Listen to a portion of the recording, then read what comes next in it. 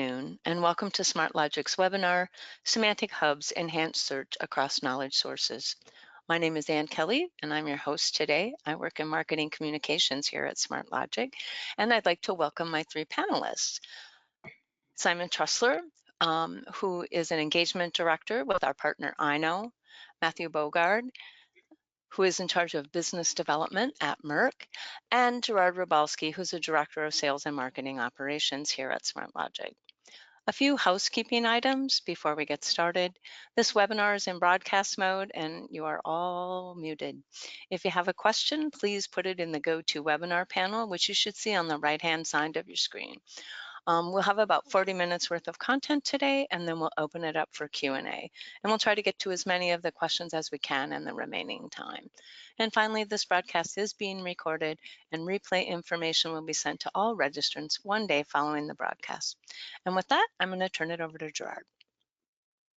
Thank you, Ann, and welcome everybody to the webinar today.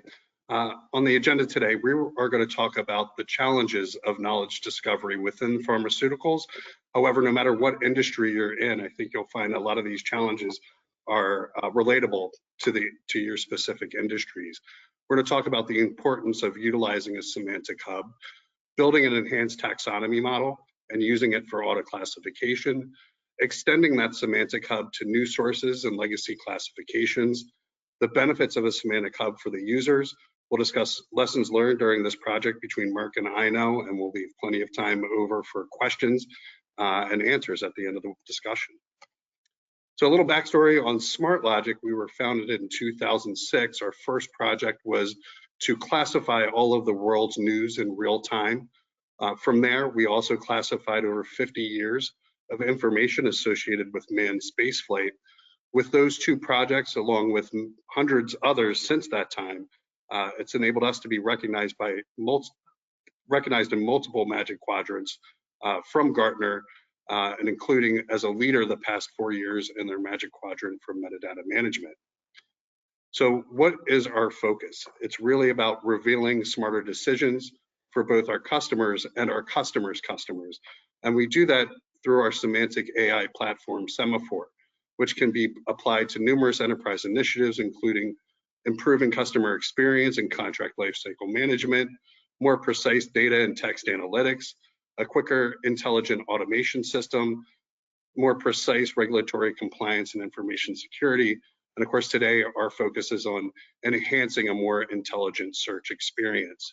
Semaphore is able to do that by providing a semantic layer in your digital ecosystem that generates semantic metadata, allowing you to automatically extract and classify context and meaning from both structured and unstructured information assets.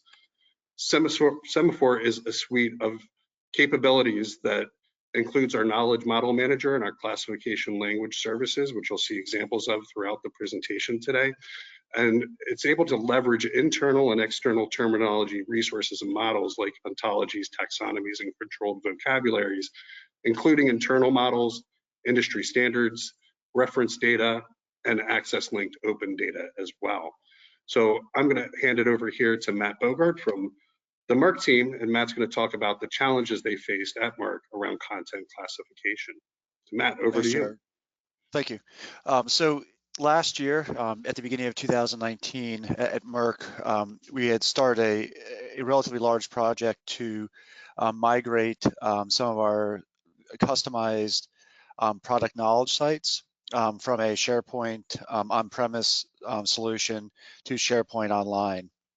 While we're going through that activity, one of the sort of the goals we had was that we wanted to make sure that we wanted to go from having a taxonomy that was applied to content manually to having a taxonomy where we auto classify the content and that the users did not have to be involved in the classification of the content to make it easier for the users, as well as to get a more consistent application of our taxonomy.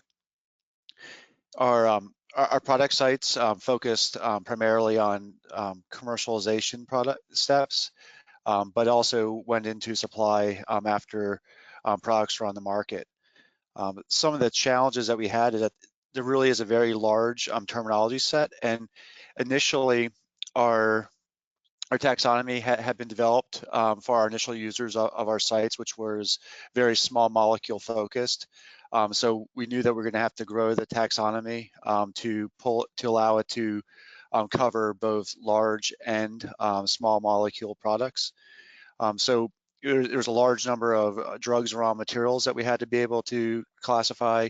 We had to be able to describe the analytical methods utilized in the testing of those products and raw materials, as well as the process steps and associated issues that may occur during manufacturing. And then also be able to understand the different locations where a product was made or commercialized, as well as the partner organizations who helped us with that process. Oftentimes, there's a variety of different ways that you can refer to a given concept. So even for a drug, during the commercialization process, we would refer to them as a MK number or a V number. Then we may also refer to the compound by the compound itself. And then as the product is commercialized, we'll now get a trade name, which will refer to the product, as well as potentially different trade names in different countries. So someone needs to be able to relate. They may want to find a documentation from early in the development cycle when the product was only referred to by its MK number, but they may want to search by the current trade name because that's how they refer to that product. Also, there's often a variety of different names and how we may describe process steps. Sometimes that's driven by changes in sort of internal terminology.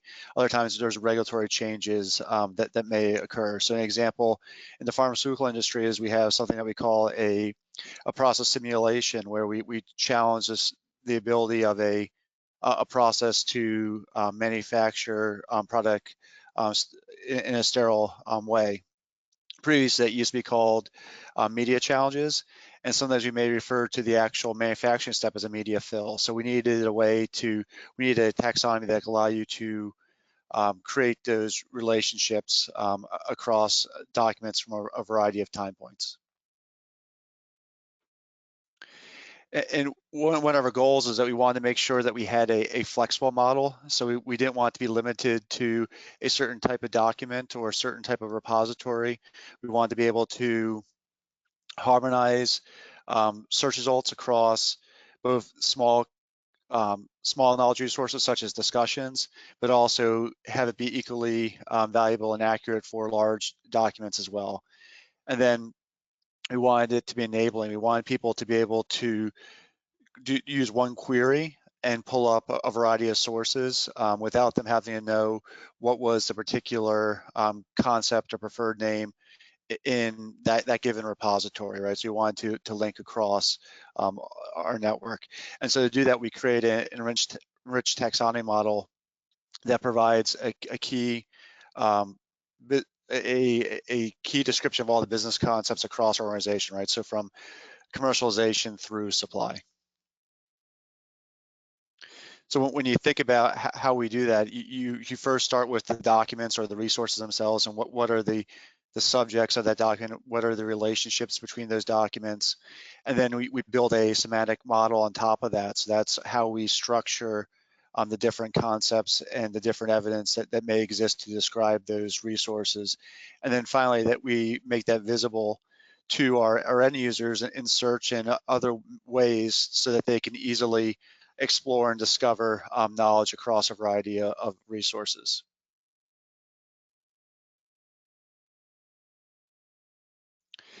So how do we do this? So we partnered with Iknow in this project. Our initial steps really were looking at the resources themselves. So we looked at the taxonomy that was in our legacy system. We did a search log review. We looked at understanding what were people asking search to return to them. We looked at other external models, and then we also did text mining of a large number of our documents to understand what are some frequent words and frequent concepts that showed up in the documents themselves. Then we went out and talked to a variety of users across the product lifecycle, so people in commercialization, people back in research, and then people in individuals in supply as well. And we really asked them, what do you search for? What do you look for? And how do you structure those queries? So we wanted to make sure that we built out a model that would allow them to find the documents or resources that they're looking for, and allow them to filter it based upon how they may want to filter. So an example would be, some people may say, I want to run a search query for a given product in a given manufacturing step for a given issue, right? So those are three different facets that we'd want to build into our model to allow them to create an effective search query or classify the resources. So then we took those facets and those user stories, and we then looked at what concepts we identified in text mining and the existing searches, and we built a holistic model from that. And then we took that model out and reviewed it with the SMEs in the organization to get their buy-in. And this is an iterative process. You'll hear throughout the day, we're still making tweaks to it. We know that our taxonomy is not perfect, but it's getting better over time, and we can't wait until we have a perfect model. We let users use it, and then we go in and we build it deeper in new areas as needed. So what did our model look like in the end? We had a number of different facets that we built out. We had two facets around the product itself, one around drug name and the other around dosage form. So whether it's say a vial, a syringe, or a tablet. And then we built out facets around business processes, such as what were the various analytical methods that we utilize, what might be the manufacturing steps that we utilize to make the product. Because we are very focused in this site and the commercialization process, we had entire facets around the various steps on how to commercialize a product, how to take a product from research and discovery to supply. And then we looked at what are some of the issues that can arise during these processes and built out that facet. And then finally, we looked at what are the different types of documents that we generate to support those various processes so people can build an effective search query. And then we also looked at what are the resources that are utilized to manufacture a product. So what's the equipment that we utilize in those manufacturing steps? What are the different sites throughout both our internal and external network? And then who are some of the external organizations that we work with throughout the commercialization and supply processes? I'm now going to turn it over to Simon, and he's going to walk through a little bit more of the technical details. Yeah, so Matt's described the foundational part of the project here, building that core taxonomy, and that so far it looks like a conventional taxonomy with different branches, and within each branch a hierarchical organization of terms. So you've got you saw on the previous slide the geography, the location facet with different continents and then countries and then places. So that's all fairly standard, and you'll have seen that before in many taxonomies and all sorts of applications. When we talk about Semantic Hub, we're going beyond that and talking about enriching that basic taxonomy with basically with two different things. The taxonomy has labels for each concept, but we want to add alternative labels, which are really different ways of referring to the same concept, all of the other ways that it might be referred to in the organization. So Matt gave the example of drug names, which might be referred to by trade names or by scientific names or by different numbers that they have in the internal systems. That would be one example, but all through the model, there are alternative labels like synonyms and acronyms that people might use. And we want to basically enrich the basic taxonomy with all of those different ways of referring to things, both for search purposes, so people can search with different language and still get the same result. And also we'll talk about for auto classification, because when we try to classify documents, we want to find all of the different types of evidence for classifying a particular concept, including it might be referred to in different ways. The second type of enrichment is lateral enrichment, which is the related concept. So terms in one concept might just be related to terms in another concept, and that's one kind of relationship. It's an associative relationship rather than a hierarchical one. You could have several different kinds. In this model, we simply use the plain old related to, but you could have things like has dosage form or is used for, or other kinds of relationships like that. As I say, in this one, we just use the basic one. So on the next slide, we can look at how that works out in practice. Look at this from left to right. On the left, you can see the hierarchical part, the conventional taxonomy. So in this case, we picked out commercial technical transfer, which is a child of commercialization, and it's inside the commercialization step facet. So you can see that hierarchy displayed on the left there. And then in the middle, there's a visualizer tool that comes with the Knowledge Model Manager from Semaphore, which lets you visualize that, which sometimes is easier to see quickly. And all of the green things, all of the green bubbles here are within that commercialization step facet, and that's showing the hierarchy. You've got the commercial technical transfer term in the middle, and then all of its children branching out from it, and its parent on the right there. And then the two crimson or purple bubbles there are the related terms, in this case from the document type facet. So we're saying commercial technical transfer as a commercialization step is often supported by those two kinds of documents, which are in the document type facet. And then on the right here, you've got some alternative labels. So you've got an acronym which relates to the regulatory part of commercial technical transfer. When you submit your documents, it's DP 5.0 that deals with this side of things. We've got some additional evidence terms, and then down the bottom we've got some synonyms. So people in the organization often talk about tech transfer as the shorthand for this, and you see tech transfer in many documents. So you definitely want that in your model, so both so people can search that way and so you can classify things correctly when they're referred to as tech transfer.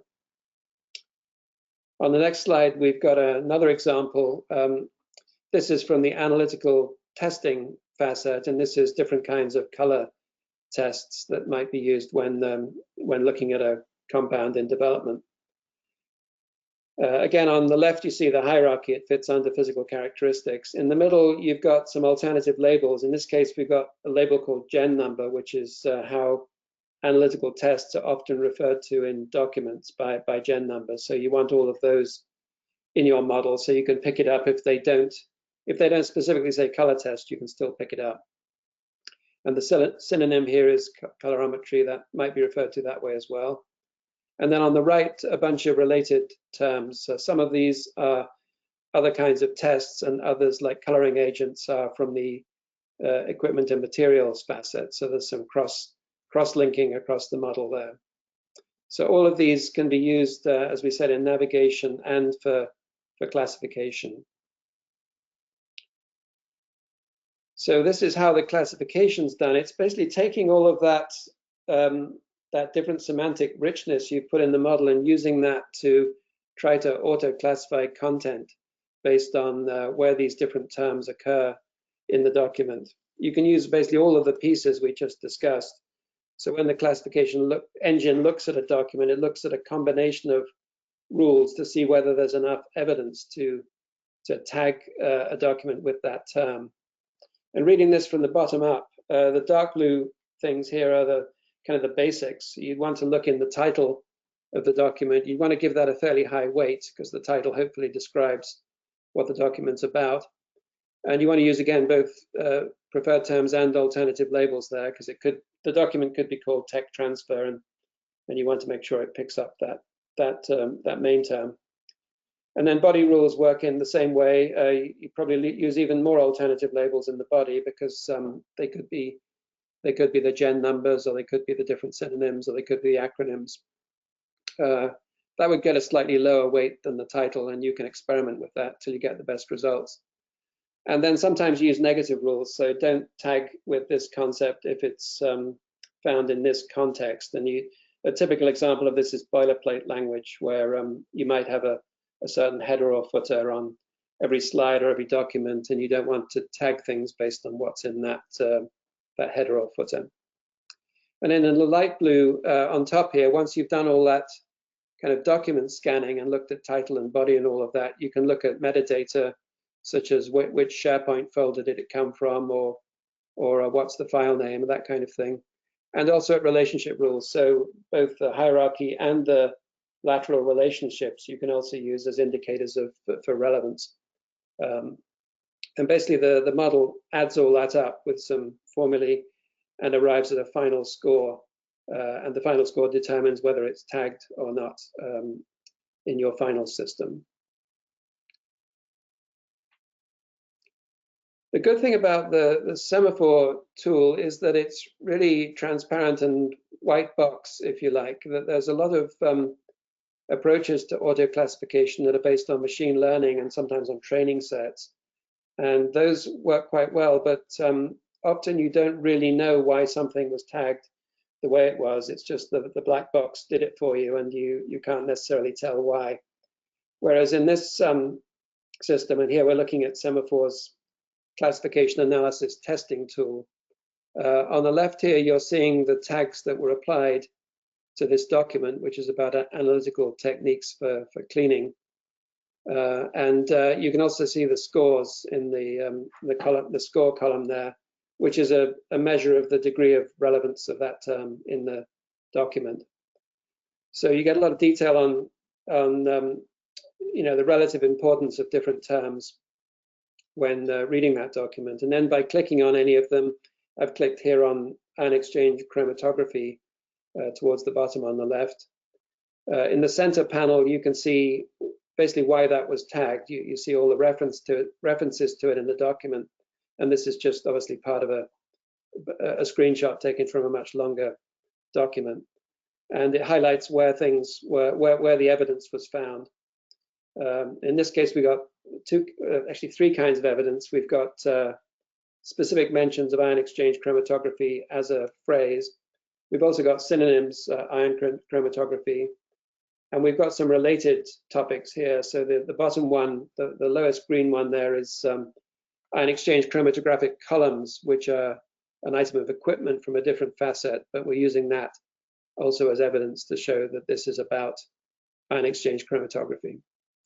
So you can look at all this, and then importantly, you can then tweak it. If it's not giving exactly the results you want or the scores that you want, you can then go into your model, maybe add additional synonyms or increase weighting for particular terms. You can even go into the rules set and mess around with the weighting in there too.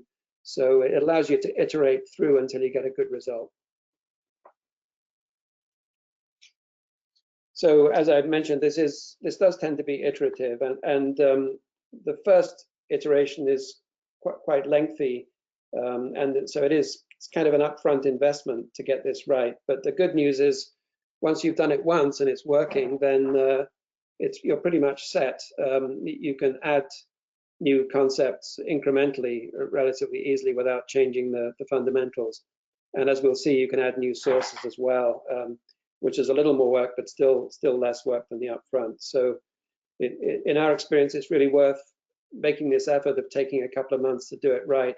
And then you have a foundation you can build on that works well. So there are all sorts of iteration you might do, especially in the model. You often find duplicate or near duplicate terms. You find terms that are not really consistent with each other. You usually want to add more synonyms and acronyms and sometimes relationships. And then run that all through the tool and see how it classifies. And then go through the loop again until you get it right. And your ultimate test will be reviewing this with subject matter experts, SMEs, and seeing how they would have tagged something manually and then comparing with what the engine throws up. And you can obviously do that statistically if you want to, but often just the eyeball test will be sufficient to let you know if you're on the right track.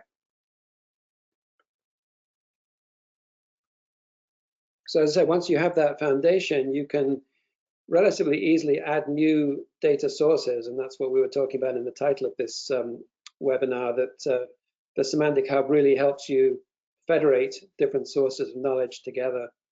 So we started actually with SharePoint Online, as Matt described, and fairly rapidly extended that to the Documentum repository that Merck uses, using essentially the same rules and the same model for both. Very little incremental work there. And then the part I'd like to talk about some more is these two on the right here. There was a legacy KM repository, also in SharePoint from a few years back, which had its own semantic model or its own taxonomy internally.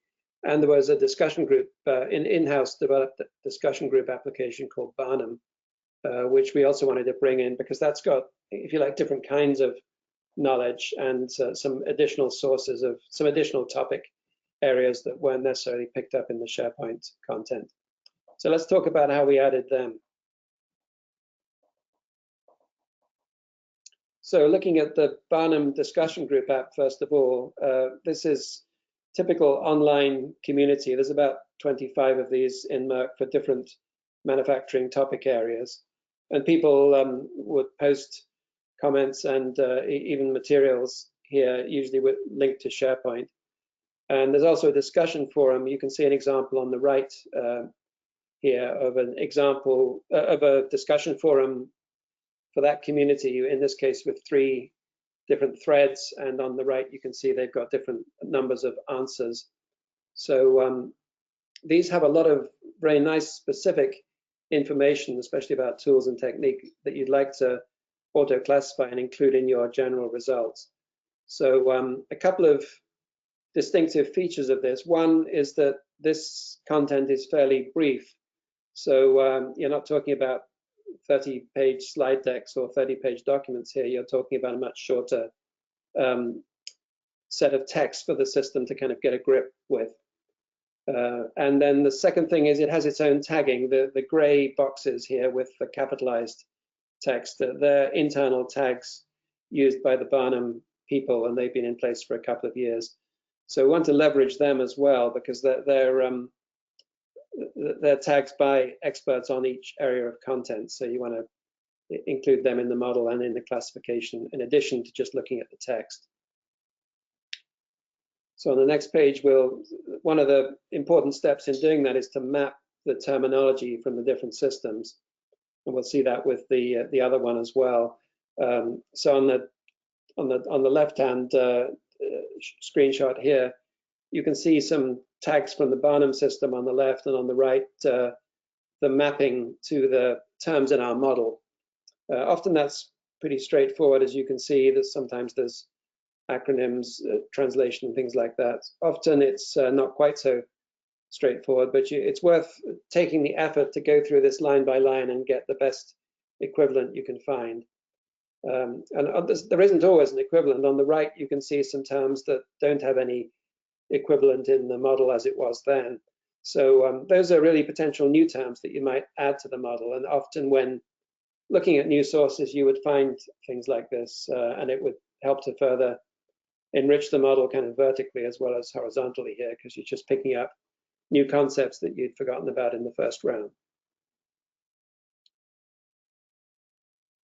Same thing with this legacy TK system. On the left here, you can see the classification system that they used. It's much smaller than the model that we developed for this project, but it's still very useful because they have a number of concepts here we want to make sure we capture. And likewise, we do that same translation kind of spreadsheet comparison that you just saw for Barnum. We did that for TK as well.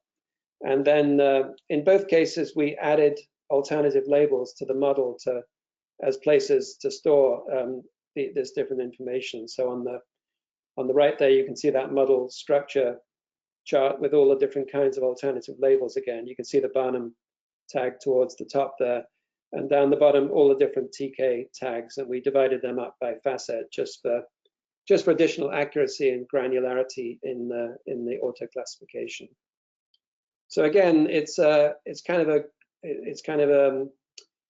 a grunt work to do this. It's a lot of manual effort to do this comparison, but again, the good news is you only have to do it once, and once you've made that translation, you've automatically embraced the old system and built it into the new one, and you're not wasting any of that effort that was done in the previous round of tagging. So this is how it looks in terms of the knowledge model manager. I've just taken a concept called QRM and QBD, which is to do with risk management and quality by design. Again, it has lots of children. You can see around the edge of the orbit there has a related concept, this time within the same facet. And then on the right, you can see the Barnum tag that was applied that mapping exercise, and same thing for the TK topic. In this case, they're fairly obvious matches. As I said, sometimes they're obvious and sometimes a bit less so, but in this case, we're making sure we pick up both of those previous sets of tagging when we're looking at evidence in documents. So ultimately, you're using that for both for navigation and search and for auto classification. Here's an example of classifying a Barnum thread. As you can see, this is a very short thread. This is the entire text in that thread. But we're picking up reasonably good scores in the classification here. We're picking up the distributed control systems tag from Barnum and mapping it into our own tag in the new model, as you can see on the left. And then if you look down the other terms, you can see where they get picked up from the main text area. So we're looking there at body evidence and some title evidence for pH meters, and getting reasonably good classification there. Now, what you're not seeing here is under the hood, we had to do some weighting adjustments to make sure that the brevity was dealt with. So we boosted the weight specifically of Barnum threads in the classification to make sure they didn't kind of suffer from being brief. And that's something that's just a normal part of the iteration we discussed earlier. So just to round off the enrichment discussion, we started off in Matt's slide that he showed with a model with about 1,800 terms in it, distributed again across the 10 facets. So it sounds like a lot, but when you consider there's 10 different facets, it's not quite so many. And about 500 alternative labels, at that point, mainly synonyms and some acronyms. And then through this testing and review process I described, we ended up with today's model, which we're sort of showing a quantitative measure of the enrichment here. So it's got a lot more, well, it got 2,500 terms instead of 1,800, and a lot more alternative labels, as you can see, acronyms, synonyms, and also the TK terms and the Barnum terms that were mapped over. And we also added 600 lateral relationships for additional richness there. So so that's kind of the project in a nutshell, is doing that. And as I said, it's a lot of work, but it's a one-time effort that's going to yield many benefits over time. So hand back to Matt, so he can tell you a little about what the users have gotten out of this. Thanks, Simon. So here we have an example of our federated search at Merck. It's called Muse, stands for Merck Unified Scientific Explorer, and it searches across electronic lab notebooks, a variety of different types of repositories. So we mentioned some variety of documented repositories and instances. It searches across our KX site, which has a couple 100,000 documents. And actually, and you see right there, we have our community threads. So we have over 13,000 community threads that that Muse is searching across. So when you're running a search query here, you really get answers from a variety of different types of sources, right? And sometimes you're looking for a very technical answer. You're trying to see why we did the initial validation of a particular process and there's protocols supporting that. But sometimes you're just looking for an answer to an issue that you have. And so oftentimes then you're wanting to see how did another community member solve this problem previously. You also then see that we've built in our taxonomy into this filter by document tags concept. So you can run your query. If you get too many results, you can then go down and filter it based upon utilizing our taxonomy to reduce the results down to a more manageable size. We've rolled out this, and you'll see in the next slide, we have some pretty positive feedback for it. It just, people, I think there's one of the comments we got, and not even captured here, is that we were talking to somebody and he said it used to take him over an hour to try to find a document. He'd have to go to multiple systems, multiple sources, and even after the hour, if he couldn't find it, he wasn't even sure if did the document not exist or was just unsuccessful in search. He gave an example where he had someone sent him an instant message, And at 8:23 and 8:25, he'd already gone to Muse, found the document, and was sending the person a link back to the document that answered their question. Of course, he then educated the person on the power of our search engine so that they don't have to query him every time they had a question. But it just shows this how fast you can find it, how confident you are that you're going to be able to find answers. He said he can find any document now within 5 minutes. So the only time it takes longer is if he's not really sure what he's looking for and he's doing more of a browse and explore the knowledge that exists rather than looking for a specific answer. There were some lessons on the next slide that we learned. One is that we need to build and test a prototype as early as possible, right? We want to utilize the prior taxonomies, and we want to do testing to understand gaps that may exist. And then you need to trial and test your improvements, right? We need to respond to sometimes under tagging. Are there certain pieces of evidence that we need to add to make sure that we tag a given document or a given discussion with some sort of alternative level to give additional evidence, and also looking at maybe we have some issues where we have some over tagging, right, where we may tag thousands of documents with a term that just happens to be a common term. So we need to look at how do we reduce those aspects as well. Simon mentioned how we had to sort of look at document length and the richness from those different sources and adjust the weighting accordingly. So you may have, if you have a protocol, the protocol may have a variety of boilerplate information where they may describe high level what the overall manufacturing process is, but it then goes deeper into a given step of that process. You want to focus on that given step rather than be tagged by all the manufacturing steps in that process, where you can't be that stringent with a discussion because there's limited words in that discussion. So you want to be able to be a little bit more aggressive when you tag it. One thing Simon mentioned was this concept of an evidence concept rather than just synonyms and acronyms. So we import our synonyms and acronyms into our search engine, but sometimes there's terms that really aren't a synonym, but they're just evidence of a given concept. So you want to make sure that you sort of treat those differently if you are importing your synonym list into your search engine so that people get the results that they expect. And then you really want to, at the end, look critically at sort of legacy classifications and what were some pain points that they had previously around, say, the difficulty of navigating it and addressing that through the auto classification concepts. But then just really constantly challenge yourself to iteratively improve the model over time. So I think we can open up for questions now. We can. Thank you, Gerard, Matt, and Simon. And we do have a few questions here. I'm going to start by answering the main question. Yes, this webinar is being recorded, and everyone will receive playback information tomorrow morning, afternoon, depending upon where you're located in your time zone. So my first question was, and it's probably for both you and Matt, for both you, Simon, and Matt, to kind of weigh in. What was the time frame that it took you to enrich the model?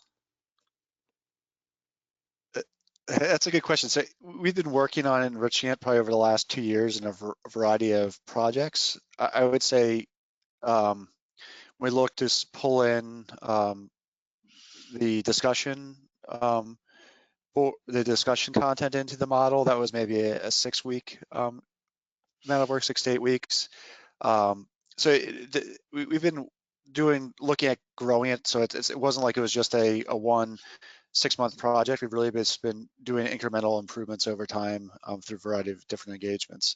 I'm sure Simon wants to build on that. Yeah, I think that's right. It was a series of 1 to 2 month bursts, I would say. The initial model development took about 3 months, including all of the steps that Matt described. And then the incremental bits, basically 1 to 2 months to add the TK mapping and to get that right. And then the same for the Barnum discussion group tagging. And then there's, as Matt said, various incremental projects just to improve results on particular categories of documents. Right now, we're working on scientific posters that are used in conferences and things like that, which have different characteristics too. So you want to think about different weightings and ways of addressing them. Just following up on that is, without a tool like Semaphore, is there sort of an idea around the amount of effort or, the increase in accuracy that you receive versus not working with a tool like Semaphore? I guess from my perspective, I think the one nice thing about Semaphore is that it's not a black box. Like I've played with some tools with we have some AI and NLP guys we have a IT hub in Prague, and they've tried doing some other tools to classify content. It really has not been as robust because it's not built from the business. So I think just being able to have the business help us build this model has been helpful from that standpoint. Yeah, in terms of the model management, and you could, of course, theoretically do all of that in Excel, and we have done that in the past before Semaphore came along. But the model manager, as you saw in those slides, makes it visually much easier to see what's going on, and just moving terms about and the drag and drop functionality and so on is also easier. So that speeds up your productivity when you're doing this. Great. Okay, next question. This one's actually directly to you, Matt. Matt, how do you manage the two terminologies, SNOMED US and MEDRA EU? I'm not sure I understand the question. So Maybe that whoever. sounds like it. Yeah, we don't actually use external taxonomies right now. We did look at using SNOMED and so on, but this taxonomy we talked about here is really related to manufacturing processes very specifically, rather than the drugs and disease types and therapy areas, and also to equipment and material types, which I don't think are that well covered in the open source taxonomies. So in the end, we decided to just roll our own here. It's not to say we wouldn't include those in future concepts from those external taxonomies, but right now the internal taxonomies that we built upon seem to be sufficient. Yeah, I guess one thing, some of our colleagues further up in discovery, I think have been leveraging some of those, but our taxonomy is really focused on MMD, which is our Merck manufacturing division. So looking really beginning at commercialization and then going to supplies, not looking at basic research and discovery. Right. Gerard, were you going to say something? I was just going to make a note that we, through Semaphore, you're also able to download taxonomies from taxonomies as well. So anybody currently listening for industry standard models, that's available through Semaphore, or anybody listening on the recording in the future. Thank you. Yes, we've done that in other contexts, and the ontology management tools in Semaphore do make that pretty easy to do, so as Gerard's right. Great, thank you. Okay, next question. How does the annotation score fit in with ordering on that search results page, Matt? Does the annotation score take into account the position in the document, for example, like the title or the body or the footnote? So for the search relevance, they're treating the tags as equivalent evidence to the words in a title of it. So that's their current boosting that they utilize. We are looking at tweaking that over the next year to really focus a little bit more on search relevance ranking. Right now, it's just being treated as a similar equivalent to a title hit in the document. Great, thank you. Here's one, it's more from the knowledge model manager. Are there a maximum number of acronyms that can be added per concept? No, I don't think so. Gerard may correct me, but I think all of the alternative labels are basically unlimited, aren't they, Gerard? Yeah, excuse me, I believe they are. I don't want to give a yes. You're talking to the marketing guy here, so I'll say yes to everything. But we can certainly get back to you on that question. If you send that in, we can follow up to info@smartlogic.com. I know on some of these alternative labels we have more than 10 in a category. For instance, for the trade names, as Matt described, the trade names are often different by country. So some of the drug names have 18 or 20 alternative labels under the trade name category there. So, and same for the gen numbers. Often there are many different gen numbers for a test category. So we haven't run into any limits on that as yet. I think it's as many as you can think of. Okay, next question. If you use external taxonomies in the future, do you plan to just use same as relationships, or will you create custom relationships?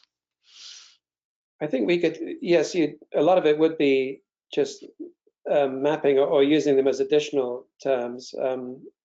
But yeah, you could certainly have more lateral relationships as well through that, some of which are built into those ontologies. So you could just leverage whatever lateral relationships they have inside them and then relate them across to your original terms. So I think all of the above is the answer to that. You could use it in a variety of ways. Okay, here's another one. Has a semantic hub been developed for program planning at Merck, or is there any planning process at Merck? Our the commercialization facet, a lot of that was based off of our commercialization playbook. But we don't have that currently tied into a way to automatically generate a project plan. That's actually something we're looking at, is how can we leverage the taxonomy to build out the work breakdown structure for, say, the commercialization process, and then leverage that with search to then allow you to find and link existing either documents for your given compound, but then also look at, is there some protocols or best practices that we can leverage long term. So we have not yet built it out. That's actually something we're looking at doing, evaluating the feasibility of it first quarter next year. Great. Let's see. I did get a note from someone who knows the product well, and there is no limit Thank to you. acronyms, which I think we all knew. Let's see. Here's another question. Maybe you'll know what this means. I'm not 100% sure. Do you currently incorporate people into your semantic hub? If not, do you plan to? We currently do not, but we do. We are looking at doing. We're doing some early experimentation around expertise location and looking at how do we extract the people associated with a given document or a given resource, and then utilize the concepts associated with that resource as evidence for expertise for that person. But it sounds like everything's a 2021 thing, but that's sort of where we're going right now with that. Right now, we're just really working on a simple chatbot that can understand the natural language queries, and then we send it to Delve and just hit Delve with it right now. We're looking to test that on some other sources, so we can go from just declared expertise and go to sort of signal-based expertise in the future.